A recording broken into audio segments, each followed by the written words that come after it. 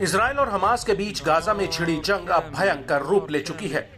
बीते साल 7 अक्टूबर को युद्ध शुरू होने के बाद से मिडिल ईस्ट में ईरान समर्थित कई मिलिशिया ग्रुप एक्टिव हुए थे, जो गाजा में हमास का समर्थन और फिलिस्तीनियों को लेकर हमलावर हैं। ये संगठन इजराइल पर बेहिसाब हमले कर हमास का बखूबी साथ दे रहे हैं।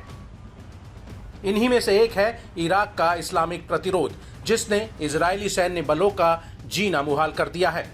इजराइल का आरोप है कि इराक के इस संगठन को ईरान का समर्थन हासिल है, जो उसके हथियारों के दम पर इजराइल पर हमलावर है। इस बीच इराक के इस्लामिक प्रतिरोध संगठन ने फिर से इजराइल पर अपना कहर बरपाया है। प्रतिरोध ने अब कब्जे वाले फिलिस्तीन में इजरायली हाइफा बंदरगाह पर एक क्रूज मिसाइल दागी है। अरकब क्रूज मिसाइल को इराकी धरती से हाइफा बंदरगाह को टारगेट कर कब्जे वाले फिलिस्तीनी इलाकों की ओर लॉन्च किया गया। प्रतिरोध ने खुलासा किया कि ये ऑपरेशन फिलिस्तीनी लोगों के समर्थन में और गाजा में इजरायली नरसंहार के जवाब में किए गए हैं।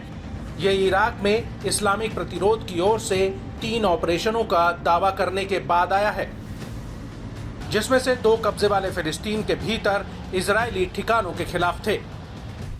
इराक में इस्लामिक प्रतिरोध ने अल अकरब एडवांस क्रूज मिसाइलों का इस्तेमाल कर बियर अल साबे में आईडीएफ के ठिकानों को निशाना बनाया। इतना ही नहीं, प्रतिरोध ने तेल अवीव के एक महत्वपूर्ण इलाके के साथ साथ डेड सी में एक टारगेट पर हमला करने का बड़ा दावा किया है। प्रतिरोध ने बियर अल साबे में अब्राहम खुफिया मुख्यालय और तेल अवीव में मोसाद के गिलोट खुफिया केंद्र को निशाना बनाया है, जो किरिया से लगभग 8 किलोमीटर दूर है, जहां नेतन्याहू सरकार अपनी वॉर कैबिनेट की बैठक करती है। अल नुजाबा इराकी प्रतिरोध के सदस्य मोहम्मद अल मुसावी ने कहा कि तेल अवीव पर मिसाइल हमला एक बार फिर साबित करता है कि इराकी प्रतिरोध की धुरी का एक बेहद जरूरी हिस्सा है। हमले गाजा में हमारे लोगों को एक संदेश भेजते हैं कि वे मैदान में अकेले नहीं हैं।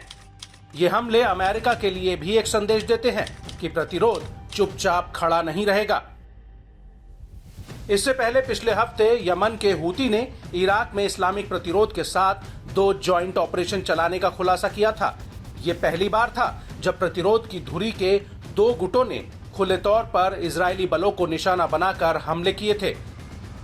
हूती विद्रोहियों के प्रवक्ता ने बताया कि पहले ऑपरेशन में हाइफा के बंदरगाह पर सैन्य उपकरण ले जाने वाले 2 जहाजों को निशाना बनाया गया।